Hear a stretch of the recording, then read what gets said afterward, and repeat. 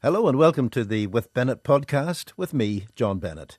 And for more information, go to bbc.co.uk/podcast. Welcome to Just a Minute.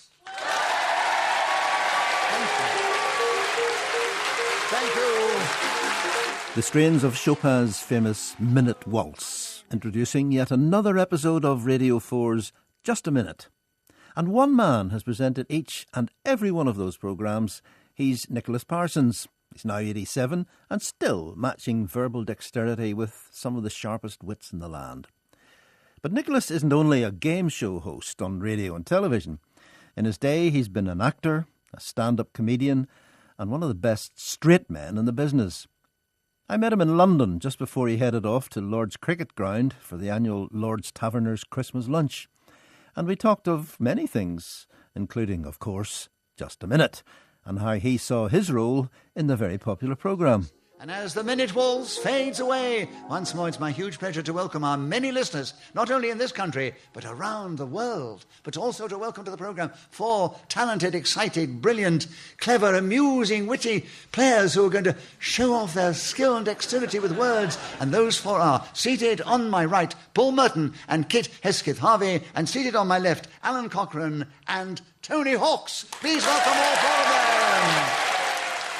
What we do is we all get together, we have a lot of fun, and I try and generate the fun. I'm there for them to put me down and have fun at my expense. But the role of a good straight man, and I'm being a little bit of a straight man, a little bit of a host, a little bit of a compere, and also a comedian. And the more I can create a rapport between the 4 players and myself, the more successful it becomes. Having listened to the programme for a long time now, I'm still unconvinced that some of the occasions when someone like Kenneth Williams threw a strop, that it wasn't for real, because I was never quite sure whether he was turning it on for the benefit of the audience or whether he really was upset about some of your decisions. He was absolutely for real. He got very upset when he was interrupted, particularly if Ian Messiter, knowing that Kenneth loved to show off his erudition, which he's acquired as a self-educated fellow, and he would put in rather pompous subjects like Aphrodite or something, which and Kenneth would love to go on this, and he would hesitate almost immediately and then get in there. But he was very clever at it. I knew him so well. He was really frustrated and really cross, and he'd make us have a real strop. But the audience would laugh because he thought he'd put it on. And in many ways with Kenneth, I had to be a little bit of a psychologist. And if there was an opportunity to bring him in, twist a challenge so he could come in again, I would. And then I had to sort of bolster him up and say, there, Kenneth, there we are, you've got in again. The panel has changed a lot, obviously, over 40-odd years. How do the modern players like Graham Norton and Paul Merton compare to the likes of Williams and Clement Freud in the early days? They're all good. The good ones are excellent. And it's such a difficult game. The essence is it requires clarity of thought, discipline of mind, a gift for humour and comedy, and sometimes surreal humour. Great challenge. Paul, 11 seconds still with you on the magic of radio, starting now. One of Nicholas Parsons' first radio appearances was in a wonderful show called Much Binding in the Marsh. And if you listen to the archive... Oh, Kit, you challenged. Repetition of listen, I'm sorry. I know, but I wanted to hear what he had to say. It's moved forward in many sense because the young comedians have come in, led by Paul Merton and Julian Clary and Graham Norton and Sue Perkins and Jenny Eclair and others like that. They have taken it in a slightly different direction because they come from a different generation of comedy. But the fundamental change has been that for many years, after the show had settled down after 2 or 3 years, we had the 4 regulars, Peter Jones, Derek Nimmo, Kenneth Williams and Clement Freud. And it went on with these 4 regulars, and it was becoming a little bit predictable because there's only a limited amount of rapport you can build with each other's expense. Kenneth died, Derek Nimmo left us, and Clement Freud carried on for quite a while. And what the producer does now, which is excellent, which I've encouraged, is that there's a nucleus of regular players whom she calls on, and she mixes them up. So in no show do we have the same 4 players. And I think it was getting a bit predictable. Clement Freud was of the old school, and he criticised me in his autobiography because I didn't play it like an old-fashioned compere and host. And I think if we kept on in that way, as it was when it started, it would have died a natural death, like My Word and My Music. Wonderful shows, but they did fade away naturally. We are going on, and I've introduced new concepts and different ideas which have kept it alive and given them more scope to be humorous and funny and entertaining. Meeting you, Nicholas, just reminds me that, if I needed reminding, that you are regarded as the essence of cool in entertainment. You're suave, but going way back to when you were just starting out, do you remember, I was going to say, do you remember, clearly you remember vividly your days on Clydebank when you were training to be an engineer and starting to make your way in show business as well? Well, I was trying to get my way in show business when I was on Clydebank because my parents, particularly my mother, literally did not want me to go into the theatrical entertainment. She thought all actors were either strange, debased, and she felt I was a non-achiever because I had a stutter in those days. I was also dyslexic, they didn't know what it was. And I had every disadvantage that any actor can think of. But I was imbued with the idea of being a performer from the earliest age I can remember. From the age of 5, when I was taken to the circus by my family and I saw live entertainment for the first time, I was absolutely carried away. If those circus people had said to me, "Would you like to come away with us?" I'd have gone off like a shot. To be fair to my family, they did encourage me to fool around when I was small. But then as I got older, my mother got irritated by my fooling around and playing for laughs.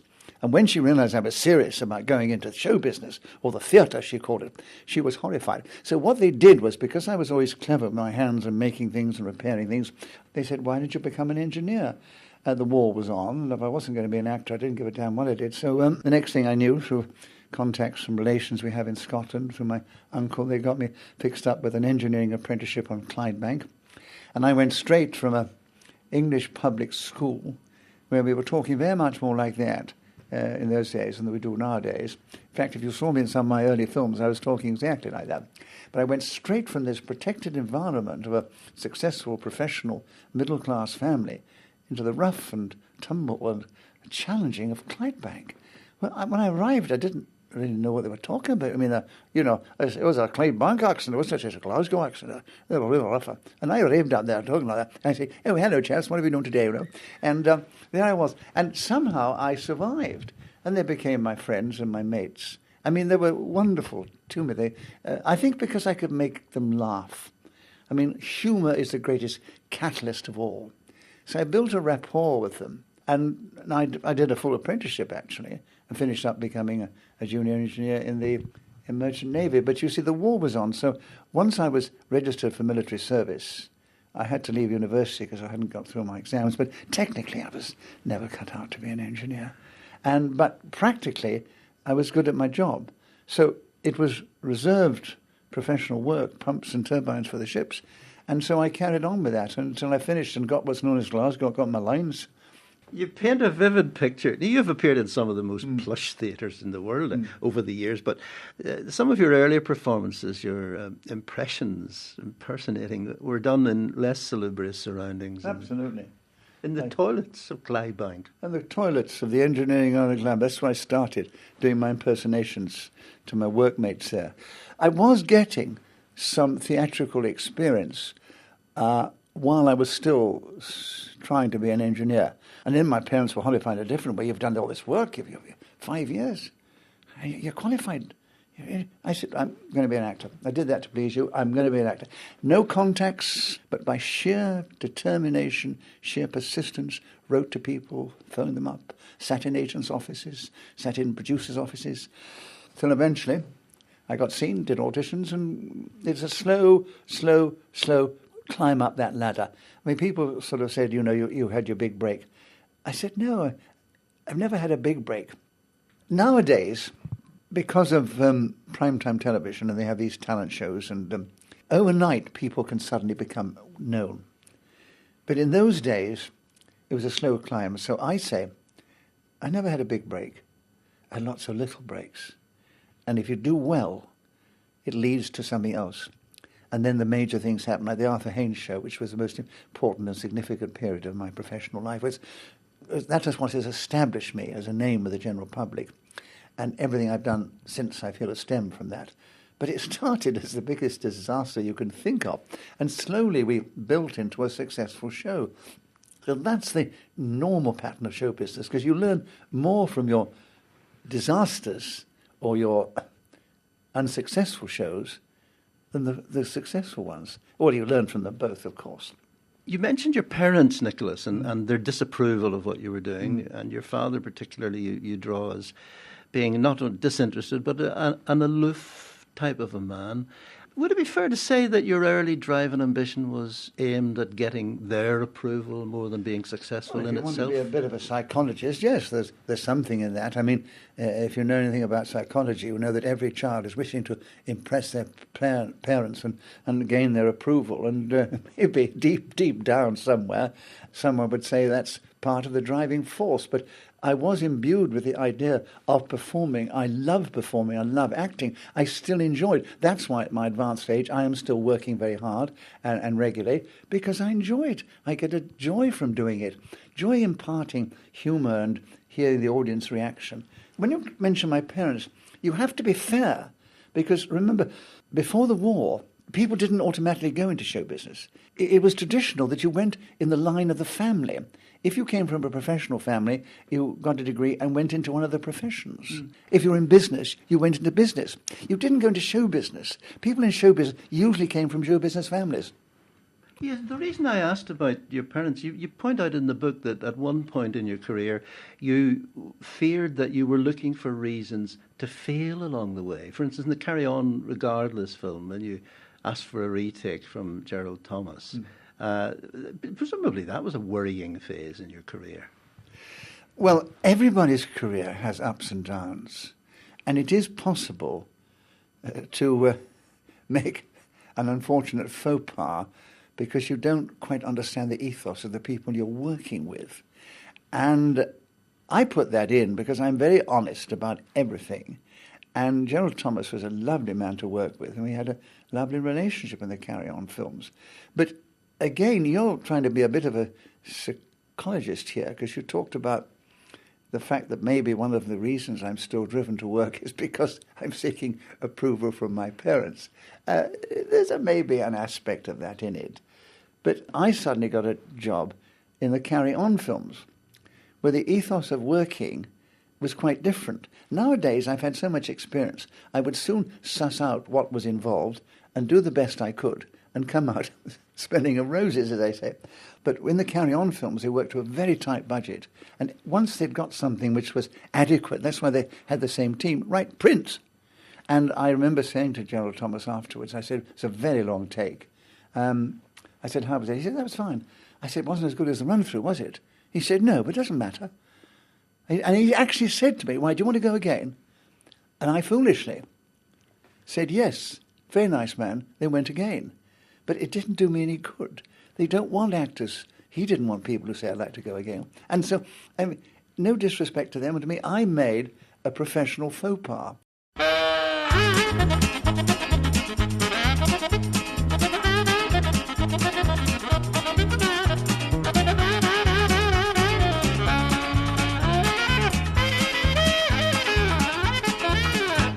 Let's turn to being a straight man, which is a role, I suppose, that's almost disappeared now, because comedians tend to be equal almost in status, don't they, rather than That's have... right, yes. Yes. The role of the straight man, if you look through the history of comedy, has evolved. In the old days, the straight man was just a cipher. He stood there and started to do something rather pompous and silly, and the comedian would come on. And then it was taken slightly more informally by people like Jerry Desmond, who worked with Sid Field. And Benny Hill always liked a straight man. I worked with him for a time. He didn't really like a straight man to get laughs. He wanted him to be a cipher, a foil. But what I did when I worked with Arthur Haynes, because I'd come from the world of theatre and acting. I was an actor, and Arthur had come from the world of variety. And we did these wonderful sketches written by Johnny Speight. And I played the figure of the establishment, you know, a doctor, a lawyer, an MP, a vicar, lots of vicars, a police inspector and so forth. But I gave an acting performance as that character, which Arthur, in his 3 different characters, the tramp and so forth, could bounce off. And the more real my character was, the more it was a recognisable vicar or doctor or whatever, the more he could have fun within the parameters of the sketch. Instead of just playing every part exactly the same, speaking the words, it became a comedy sketch. So you've got two people giving performances, not one just speaking the words and the other bouncing off it. And so I did take the role of the straight man in a slightly different direction. It has now gone to the sense you don't have very much straight men and things. You have two comedians come together and they're equal partners. But is it also fair to say, Nicholas, that a comedian sometimes gets a bit jealous? Like, for instance, when you went to America with Arthur Haynes and you got the plaudits for your performance, he wasn't all that pleased with it. And the same applied to Tony Hancock when Sid James got more laughs. And Benny Hill, when you got a laugh with him. There was a streak of jealousy in them. They are an unusual, a very special breed. To want to be a comedian, to go out by yourself on the stage and expose yourself in that way and make people laugh, it requires something very strange within the personality. And they're all different. And I've written about this. Some of them are joyous human beings and lovable beyond words, like Eric Morecambe, whom I've written about. Benny Hill was the sweetest, loveliest man. But again, he didn't like me getting laughs on character. Arthur Haynes, you see, was not of that kind, because we came together from two different, also into a partnership. And it was a partnership, but it was an unwritten understanding. He was the comic, he had the gag lines, and I was the foil. But he never minded how many laughs I got on character. So it was a comedy partnership. But they do get a little... Some of the old-fashioned comedians, Tony Hancock, whom you mentioned, was the worst. Tony couldn't stand it when others in his show got laughs. In his radio show, which was his first big success, when Kenneth Williams started absolutely tearing the audience up, he got rid of Kenneth. Then he got rid of Hattie Jakes and Bill Kerr. He kept Sid James for quite a long time, but understanding he felt he was no threat. And then he got rid of his writers, who were the epitome of his success. And then, of course, he tried to do it all on his own. Wasn't working, started taking to drink, and then eventually killed himself. It's a very sad story. Working now with these great comedy people in just a minute. I mean, Paul Merton is the most generous comedian in the modern generation. He knows if the show's successful. When he goes out in the country with his Paul Merton and his improv chums, so that's what they're building on his name. But he lets them all have their moments. It's still shining within it. And Kit, it's your turn, and I think we'd like to take this subject. Conkers. Tell us something about conkers starting now. Conkers are the fruit of the horse chestnut tree, the Latin name for which is vincit, as in amor omnia, love conquers all. There is an old wives' tale that says that spiders don't... Alan, challenge. I'm not sure that's the Latin translation.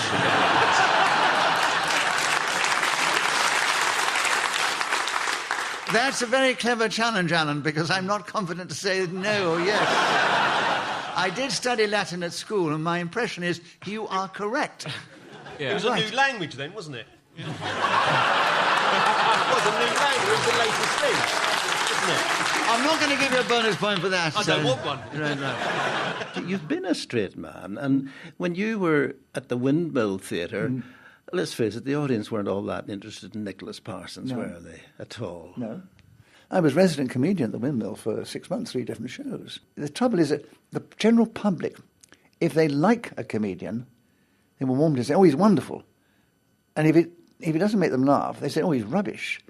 But all the comedians are good, but they may not appeal to you. I love comedy. I watch a comedy show. I don't laugh much, but I think how clever and original he is. Some comedians make me laugh a bit more than others, but I'm fascinated by the whole mechanism of comedy, how it's put together, how it works, how the audience react, how you play an audience and tease them and so forth. It's a fascinating world in which to be involved, and I've had great pleasure and great excitement from being involved in it, and I'm still doing it.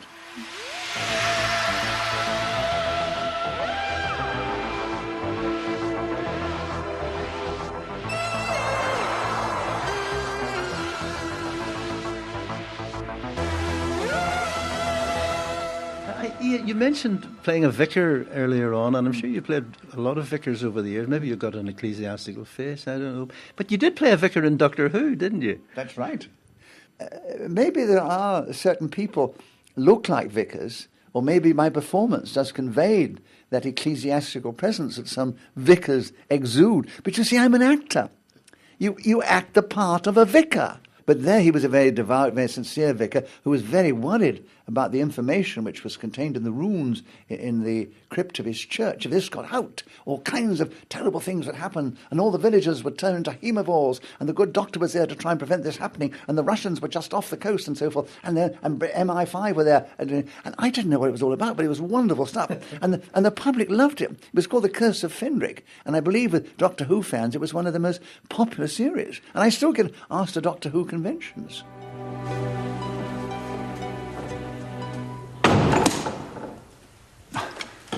I beg your pardon, I didn't hear you. Possibly not. But what can I do for you, Doctor? I'd like to know the answer. I'm afraid I don't understand. Afraid, yes, but of what? The Viking inscriptions? The curse? Doctor, there are some questions better left unanswered. That may be so. But it's too late, isn't it? Someone's already translated the inscriptions. It's probably all nonsense. Some records that my grandfather made when he was vicar of St. Jude's at the end of the last century. He translated the Viking inscriptions. I wish to heavens he never had. You're an actor, as you say, so presumably you had no qualms about putting on black stockings and suspenders for the Rocky Horror Show. I believe your legs are very, very nice, actually. You brought up something which is very interesting, because people said to me, oh, you're in the Rocky Horror Show. That's a sort of departure. And I said, no, you have a perceived image of me coming from I don't know what. But I said, to me, it's going back to basics. I'm back in the theatre, acting, performing. And I'm thrilled to have a part in an iconic musical show. And so you took on what was essential to make the part of the narrator, which I played, work for me, and also, most importantly, for the show. And it did work, because I did quite a number of seasons with the Rocky Horror Show. It was tremendous fun.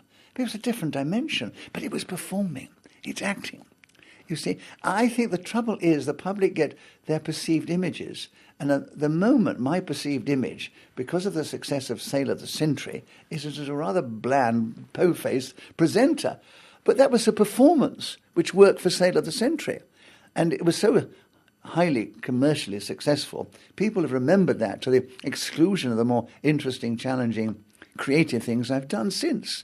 And so it's actually Sailor of the Century did me as much harm as good. It gave me a lot of security when I had a young family and they were all growing up. And I developed, during that period, my production company and made some comedy shorts for the cinema, which made me no money, but I got some wonderful experiences, a writer and producer and director. And so, you make jobs work for you. It appears to me that the basic requirement, one of the basic requirements for an actor, entertainer, is sheer stamina, because you get through a lot of work in a year, don't you? Jimmy Edwards once said, what is the most essential quality to be successful in show business? And he said, stamina. And when you think about it, it's a perfect answer. You need emotional stamina, professional stamina, physical stamina, mental stamina. You need stamina. It's full of upsets, disappointments, frustrations, indignities, every kind of thing that's going to throw you back. And a lot of people go into it without that, and they get, with talent, and yet they can't sustain the pressures of show business. I mean, 85% of the members of our union equity are always unemployed, and there's no security anywhere. It's the most insecure profession in the world. You've got to find a way to survive and be resilient and come back fighting when things don't go right. And then by accepting these challenges and going on, you find the most unexpected things turn into the biggest successes. I didn't want the job in Just a Minute as chairman. I wanted to be on the panel. But I found a way to make that work, and it's working. I'm still doing it after 44 years, so I must have done something right. I mean, I meant when I accepted the quiz show, I'd run acting. I didn't see myself as a quiz show host, but I took on the responsibility, found a way to do it, and it was successful. A little bit of luck along the way helps a career. I interrupt you there. Luck They think luck is that luck is being in the right place at the right time. Getting the part, it doesn't mean luck to make it use your talent to make that job successful. Luck is being there when they happen to see you or think of you and so forth.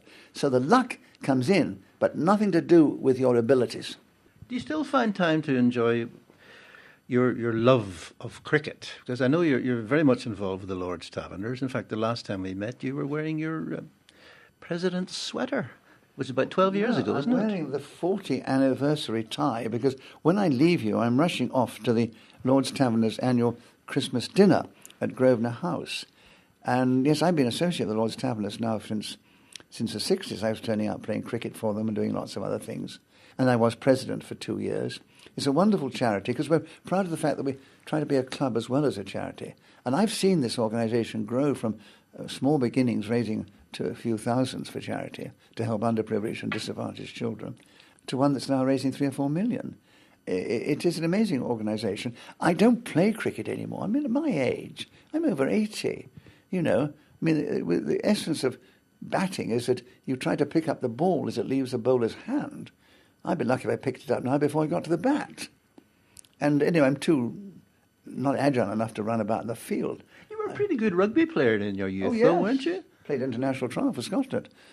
Sport has been one of my loves and passions outside of it. And I've always played a sport of some kind. So I played the cricket with the Taverners, I played squash, I gave up my rugby, and I used to do a lot of water skiing and so forth. It's wonderful. I've done all kinds of different things. But my passion is sport. Outside of show business, I follow the sporting endeavours of all great heroes. I follow my cricket, of course, avidly. I'm a cricket buff, as you might say.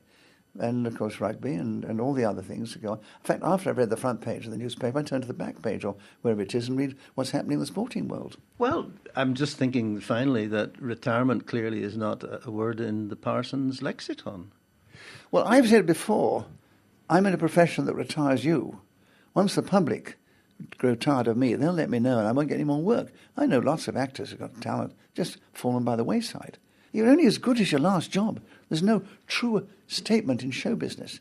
If you do a good job, someone will remember it and you'll get more work. If you don't, boom, you're finished.